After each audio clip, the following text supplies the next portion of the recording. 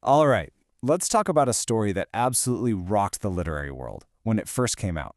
I'm talking about Shirley Jackson's The Lottery. When this was published back in 1948, it caused a massive uproar. Why? Because it holds this incredibly dark mirror up to society. And honestly, what we see in that reflection is pretty unsettling. So the story kicks off with this beautiful, almost postcard-perfect scene. You can practically feel it, right? It's a gorgeous summer day, June 27th. The flowers are out, the grass is super green. Everything just feels idyllic. But that's the thing with Shirley Jackson. She's setting you up. This perfect, peaceful vibe is actually a little bit creepy because you just know something's not quite right here. And check out how she sets the scene. It's so normal. We're in a village square, nestled right between the post office and the bank. You've got about 300 people, the whole town basically, showing up for their annual event. And get this, it's so routine, so much a part of their lives, that they figure they'll have the whole thing wrapped up before lunchtime. Everything just feels so ordinary. School's out, so the kids are running around having fun, and here's a detail that's going to be huge later. We see the boys, like little Bobby Martin, gathering stones and stuffing them in their pockets. At this point, you just think, oh, kids playing. Meanwhile, the men are chatting about tractors and rain, and the women are gossiping. You know, just another day in a small town. Okay, and this is where the mood starts to shift. The ritual begins. A guy named Mr. Summers walks up. He's kind of the town's organizer, runs the coal business, handles all the civic stuff, and he's carrying this old beat-up black wooden box. The second people see it, the atmosphere changes. The happy, festive vibe just dips a little. You can feel the tension start to build. Now this box is a really big deal. It's ancient, splintered, faded, stained. We learn that Mr. Summers has talked about making a new one, but nobody wants to. They're afraid to mess with tradition, even a little bit. And that right there is our first major clue. These people are clinging to something just because it's what they've always done, even if the box itself is literally falling apart.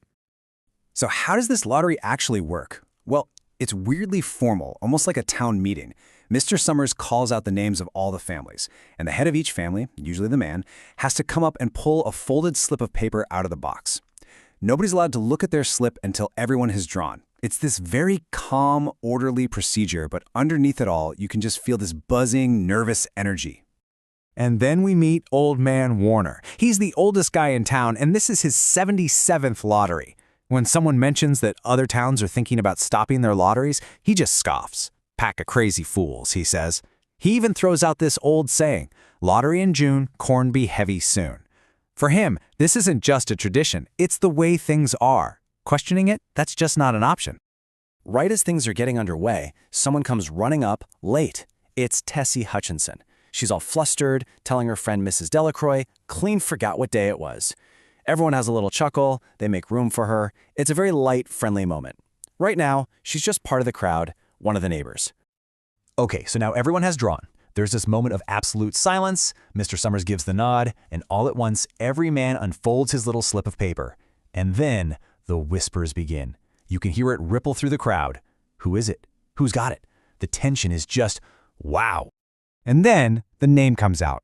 It's Hutchinson, Bill Hutchinson. Suddenly, the focus of the entire village shifts onto this one family. In a split second, they go from being part of the community to being something else. They've been singled out. Remember Tessie, the woman who was just joking about being late? Well, she's not joking anymore. She immediately starts shouting, "It wasn't fair! You didn't give him time enough!" But the crowd, her friends, people like Mrs. Delacroix, they just tell her to be a good sport about it. Even her own husband turns on her and tells her to shut up. The shift is brutal and so fast. So the lottery isn't over. Now it's just for the Hutchinson family. There are 5 members, Bill, Tessie, and their 3 kids, Bill Jr., Nancy, and little Dave, who's just a toddler. 5 slips of paper go back into the box. 4 are blank. 1 has a big, black spot on it. And this part is just agonizing to read. The toddler, little Dave, is so small he needs help just to pull a slip out of the box. Then his older brother and sister, Bill Jr. and Nancy, draw theirs. They open them, see they're blank, and they're just beaming with relief. You can feel the whole crowd breathe out with them. 2 kids are safe. Bill opens his paper. It's blank. He's safe. Then everyone looks at Tessie. Her husband literally has to pry the paper out of her hand to show everyone. And there it is, the black spot. And what happens next? No prize, no celebration. Mr. Summers just says, "All right, folks, let's finish quickly." Just like that. So businesslike, so cold.